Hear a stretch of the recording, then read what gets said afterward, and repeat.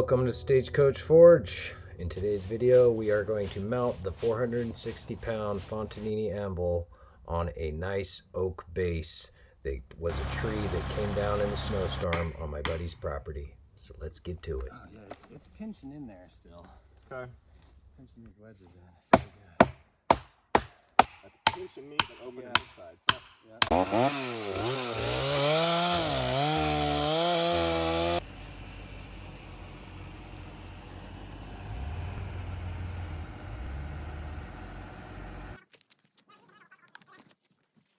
Oh yeah. Okay.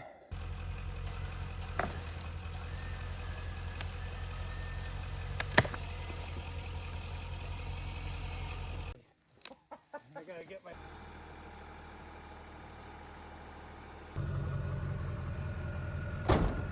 You happy?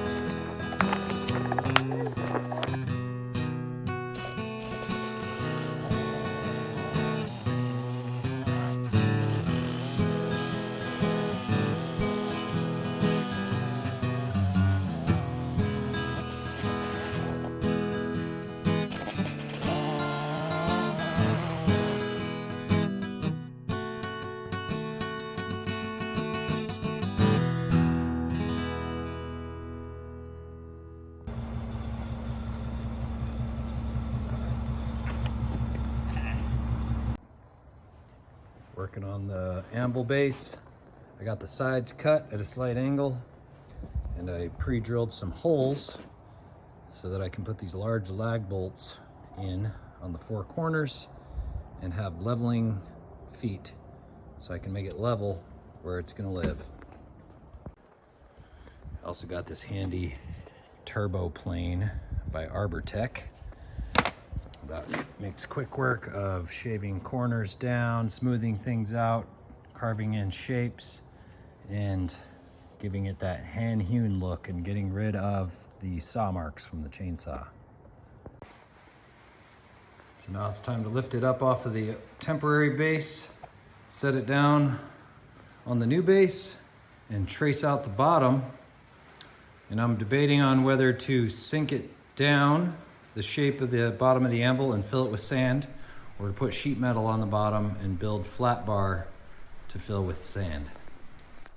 So I just decided to go ahead and router out a 1-inch deep impression in the stump with my router tool, which was actually pretty difficult and kind of dangerous. It made a huge mess, but it did work. So just be very careful if you decide to go this route.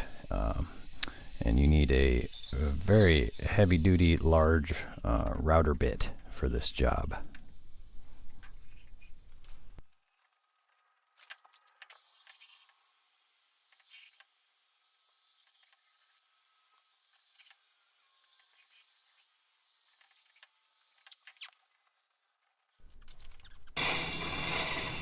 Alright, so I about got it.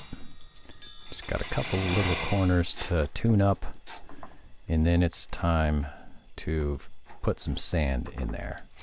This is all just pressure fit. The reason I wanted to do it this way is because it doesn't require any kind of strap hold down system at all. The anvil is plenty heavy enough for the weight to just hold it into this impression.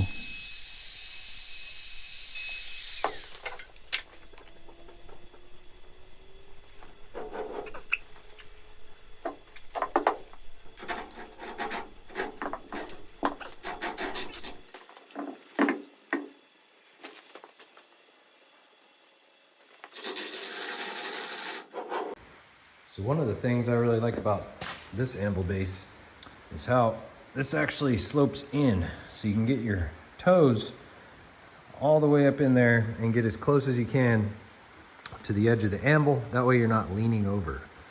So I'm considering carving a little inset on the other base so that I can get my toes up in there a little closer.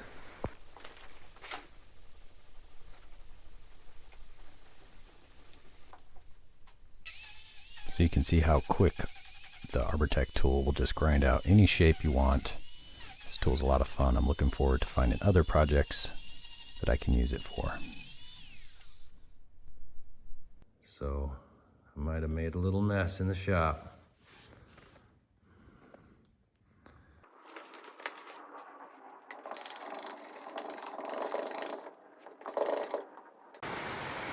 Alright, final thing. Since I already got a mess in here, might as well add a little bit of design work flair. And I'm gonna match this nice church window arch down here and just sink this all in so that it kind of matches the anvil.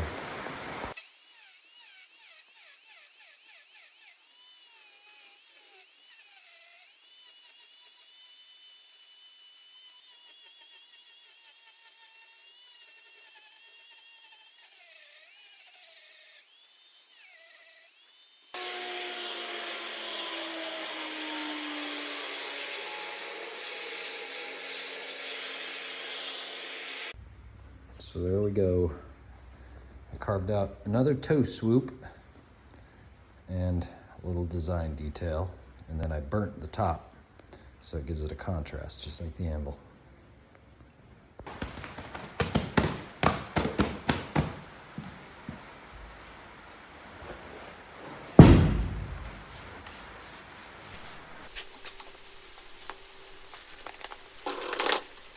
So the sand was recommended by Steve Fontanini, the guy that made the anvil, as the best way to reduce the ringing noise that the anvil makes, and it worked wonders. It does a great job, a lot better than silicone underneath it, which is the other alternative.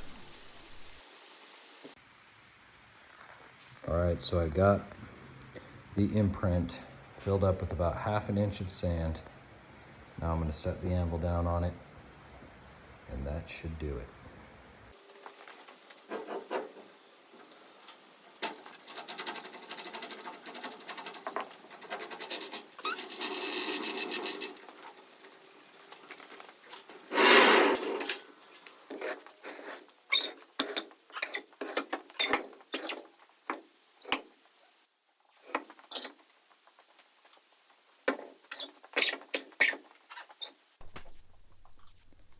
So all that's left to do is adjust the lag bolts that I put in the bottom to make sure it's leveled up and it doesn't rock.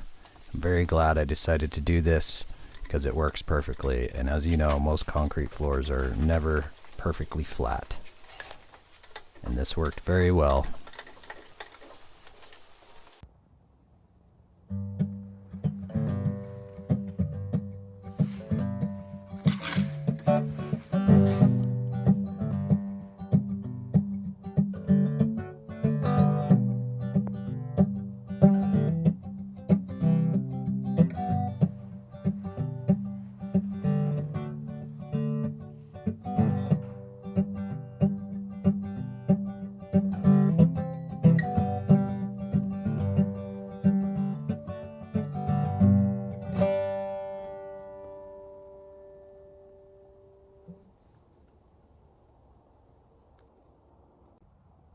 All right, well, we're all done. It's time to put this anvil to work. Very excited and happy to have this in my shop. If you guys like seeing these kind of videos, please give me a thumbs up, subscribe, throw me some love in the comments. It helps a ton. I super appreciate you guys. We'll see you on the next one.